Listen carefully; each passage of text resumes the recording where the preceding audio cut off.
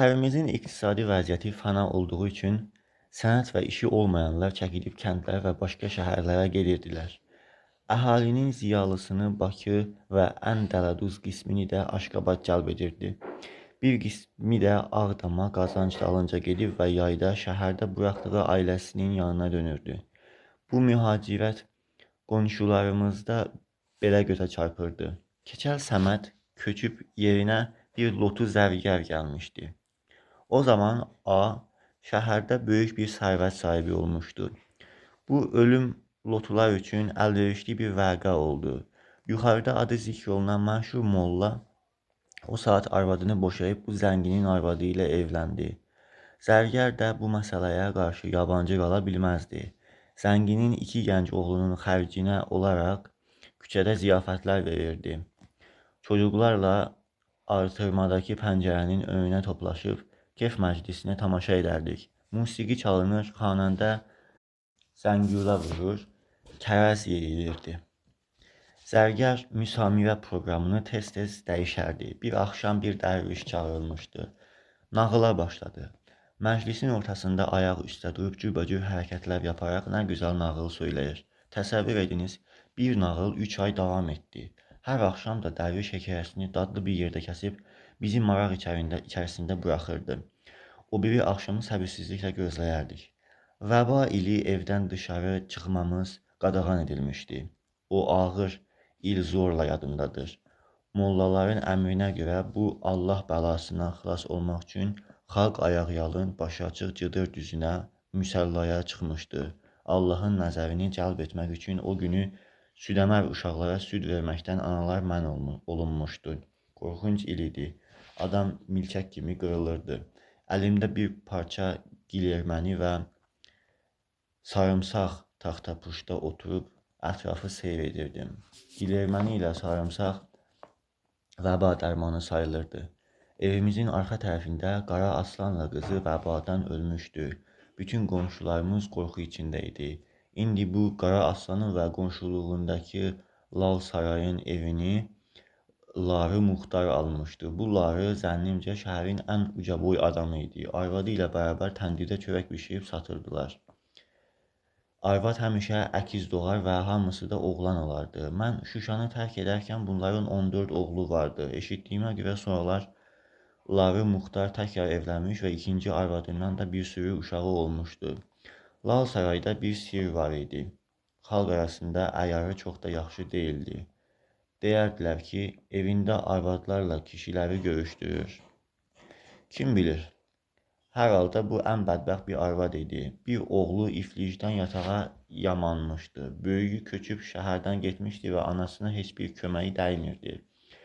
Kiçiyi isə sərçə mütəxəssisi idi. Məhəllənin sərçələrini tiryəkə öyrətmişdi. Tiryək nəşəsi gələndə bütün sərçələr uçub mürşidlərinin yanına gələrdi. Yazda, yayda çocuklar üçün əyləncə çox olurdu. Bizim üçün qış ən ağır fəsil idi. Yarım işıqlı otağımızın ortasında dördbucaq şəklində qayrılmış ocağın dövrəsində döşəkçələrə düzülüb oturardıq. Əzgil bişirərdik, şabalıd qovurardıq. Qapalı pəncərənin dışarısında duran toyuq, xoruzlar ayaqlarının birini qarnına çəkib sanki bizə qibtə edərdilər.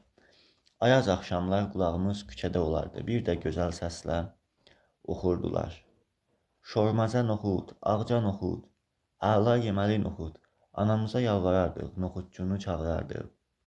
Başlıqlı gənc buğlanan badyanı yerə endirib tərəzini çıxarardı. Ah, nə dadlı dəqiqələr idi. Şormaza noxud dadlı da olsaydı, yaz əyləncələrinə çatmazdı. Yaza və Novruz bayramına bir ay əvvəldən hazırlanardıq. Rəfdəki yığın-yığın qablar yuyular, evin içini dışını əhənglə şirələyərdik. Çocuklara yeni paltar tikilərdi. Bilxəssə, çərşənbələri təntənə ilə keçirərdik. Çərşənbə dinşərdik. Ürəyimizdə bir niyyət tutub, qonşuların danışığını gizlicə dinlərdik və eşitdiyimiz ilk sözləri yozmağa başlardıq. Sonra tonqal qalayıb üzərindən atılardıq. Fişəng taraqqa atardıq. Toran qovuşanda da anam kiçicik piy şamlar yandırıb evin iç və dış divarlarına yapışdırar, işıq aləmə yayılardı. Nəhayət, bütün ailəmiz lobyalı aş süfrəsinin ətrafına toplaşardı. Çərşənbə və Novruz axşamları lobya plov yemək qayda idi. Novruz daha dəbdəbəli olardı. Yeni ilin girəcəyi vaxtı öyrənib hazırlaşardıq. Hamı təzə paltarda süfrəyə çərəz və səməni otu qoyulmuş, könül açan söz danışılır. El adətincə il nə vəziyyətdə qarşılansaydı, o vəziyyət ilin axırına qədər davam edərdi. Böyük qardaşım saata baxıb deyərdi: "Köhnə ili təzə ilə döndərən Allah, sən bizim əhvalımızı yaxşı elə." Sonra gedib məsciddən il təhvil suyu gətirib məşğulات qablarına tökərdik ki, bolluq olsun. Bizim evin özünəməxsus bir etiqadı vardı. Bu etiqad İslamiyyətin zərdüştiliyə bulaşmasından ibarət idi. Nə atam, nə anam namaz qılmazdı, amma hamımız xalq adətlərini təqdis edərdik. Məsələn, orucluğa 15 gün qalmış barat axşamı hərə bir şiş götürüb dinləyərək bağçanı dolaşardıq. Güya o gecə yerin altındakı bütün xəzinələr Fatimə-i Zəhraya cehiz gedirmiş. Cingilti gələn yerə şiş taxılsaymış, xəzinə orada durarmış. Təbiidir ki, bütün səyimizə baxmayaraq bir dəfə də olsa xəzinəyə rast gəlmədik. Yenə eyni barat axşamı barlı ağac dibinə 2 yumurta, biraz qara, biraz da qırmızı boya qoyardıq və gələcəyimizi bilmək istərdik. Səhər tezdən həyəcanla ağacın dibinə qoşardıq. Bir dəfə niyyətlə qoyduğum yumurtanın bir tərəfinə qırmızı ləkə düşmüşdü. Nə qədər sevindim.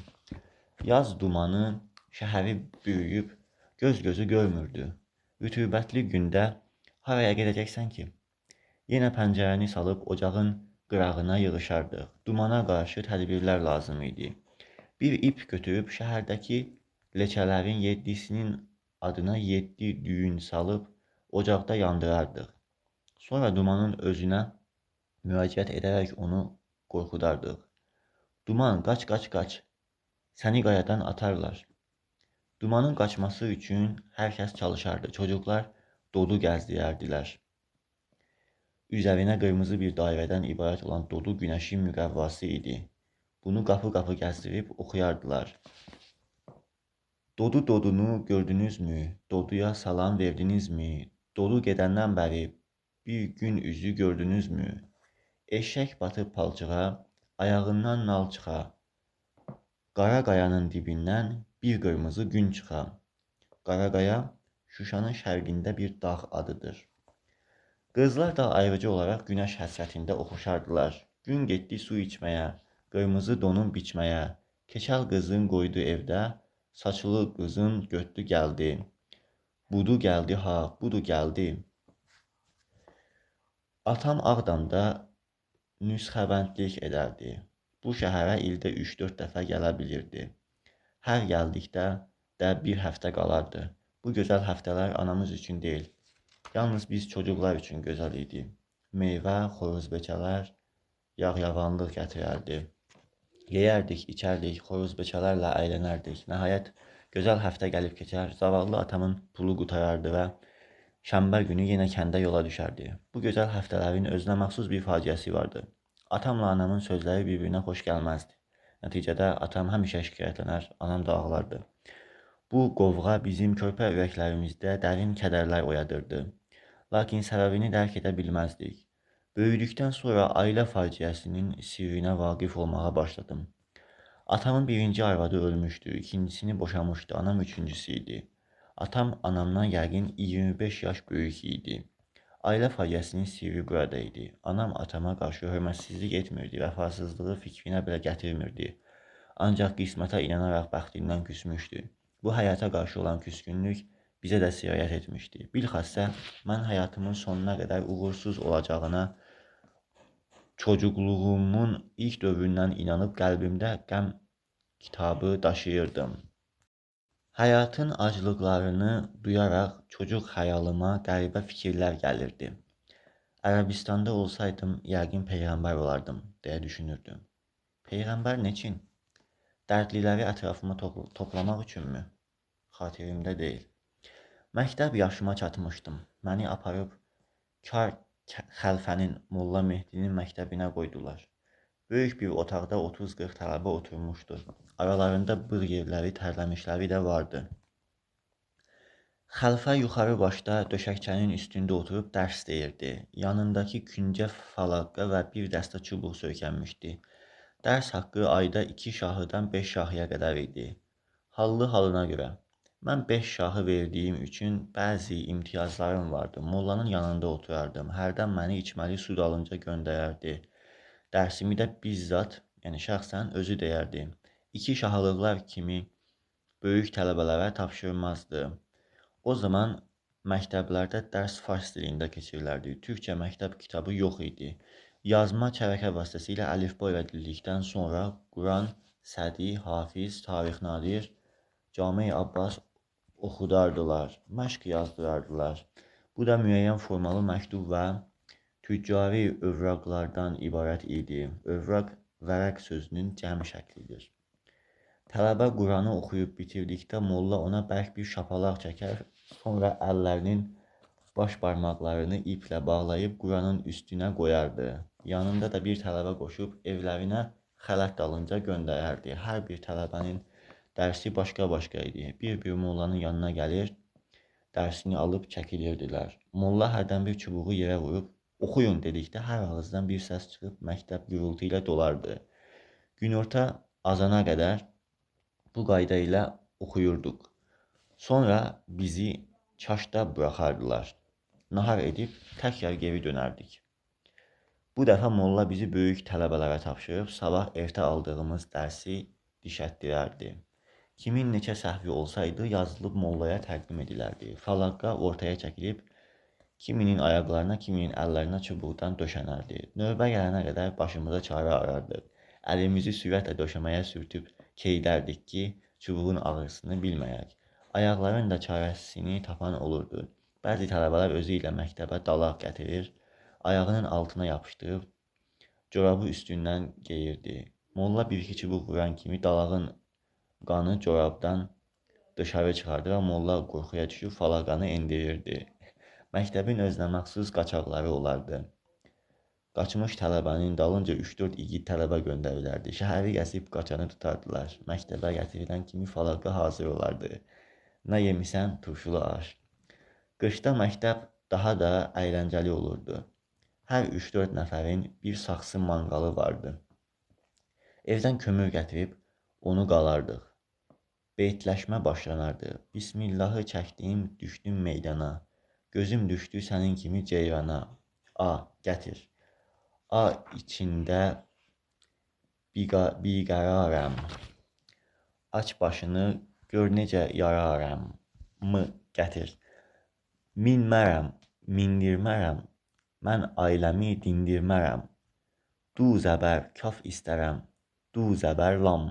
Gətir görüm. Saatlarla davam edən bu yarışmada yüzlərcə beytlər söylənərdi. Axırda bir tələbə o birini bağlardı. Başqa bir müsabiqə başlanardı. İki tələbə bir-birinə sıra ilə yumruq döşərdi. Yumruğa tab gətirməyib qaçan basılmış sayılardı. Zarafat yarışına girişilərdi. Bir-birinə ən kəskin söyüşlər söylərdilər. Sınmayan qalib çıxardı. Tələbələr arasında itbaz, xoruzbaz, bildirçinbaz və başqa bazlar olardı. Hərdə bazlıq ətrafında söylənilən bütün yenilikləri sabah ertə bir-birinə xəbər verərdilər. Sonra mülahizə və mühakimə yürüdülərdi. Məsələn, qəssab bala kişinin qancığı bu axşam küçüklənmişdir. Hər kəs qulağını şək tutub sual verir. Küçüklərin rəngi necədir? Xalı varmı? Neçəsi dişidir, neçəsi erkək? Küçüklər haqqında təfsilatlı məlumat almaq üçün o saat bir tələbə seçib molladan xəlvət qəssab bala kişinin həyətinə göndərərdilər. Bunlara baxmayaraq məktəb yenə bir zindan idi və arabir bizi bu zindandan qurtarana minnətdar olurduq. Bir də görürdün içəri bir arvad girdi, məktəb kiriyib susurdu. Ay xəlfə, səfərə gedənim var, ona dua oxu, uşaqları da azad elə. Arvadın mübarək abbasısı mollaya çatan kimi dua başlanardı. Biz də amin çəkərdik. Amma amini elə ürəkdən çəkirdik ki, məktəb titrəyirdi. Azadsınız sözü qulağımıza dəyər-dəyməz başmaqları ayağa keçirib bir-birimizi sıxışdıra-sıxışdıra qapıdan sivişib çıxardıq. Doğrudan da azadlığın böyük nemət olduğunu dışarıda, təmiz havada duyurduq.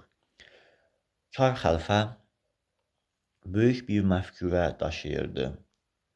Ağa Məhəmməd Şahın Şuşada öldürülməsindən sonra Qarabağ hökmdarı Məmməd bəyin bastırdığı qızılları tapacağına inanırdı. O bu yolda çox pul və əmək sərf edirdi. Kim bilir, bəlkə də haqlı idi. Qarabağ xanlarına məxsus sarayın bürcünü təmir edərkən bir bannanın oradan bir sərnik qızıl tapdığı hamıya bəlli idi. Saray da bəylik eşiyində Kar xəlfənin evindən biraz o yana idi. Xülasə, Kar xəlfə o civardakı xırda evləri bir-bir satın alır, tələbələrinə uçurtdurur, tir taxtasını və daşını bizə daşıtdırırdı. Çox ev söktük, çiynimizdə çox daş daşıdıq. Lakin Fatimə-i Zəhranın cehizi bizə nəsib olmayan kimi, Məmməd bəyin də qızılları Kar xəlfəyə nəsib olmadı.